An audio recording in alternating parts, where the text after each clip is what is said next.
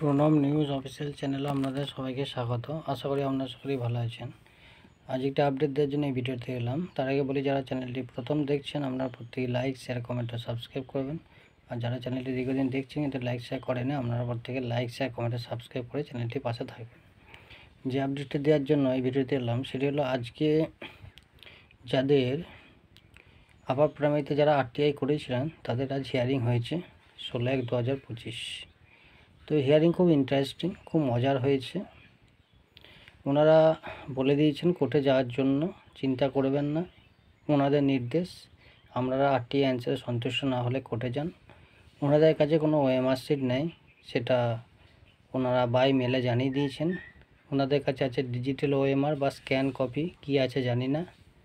তো সেটাই নাকি পরে পাঠাবেন। তো আবার পরবর্তী ডেট দেওয়া হয়েছে হিয়ারিংয়ের। তো ওনারা একজন ব্যক্তির কাছে, একটা ক্যান্ডিডেটের কাছ থেকে দুবার কোনো বিষয় জানতে চাইছেন না। অর্থাৎ কোনো ক্যান্ডিডেট যদি দুবারও কিছু বলতে যায়, ওনারা শুনতে চাইছেন না, আগ্রহ প্রকাশ করছেন না, বলছেন যে আপনি তো একবার বললেন আবার কেন। অর্থাৎ ওনারা বিষয়টা এড়িয়ে যাচ্ছেন। হিয়ারিং ঠিকঠাক সেই মতো হয়নি, কারণ ক্যান্ডিডেটরা সন্তুষ্ট নয় হিয়ারিংয়ে। তাদের যা বক্তব্য তারা পুরোটা বলার সুযোগ পাননি।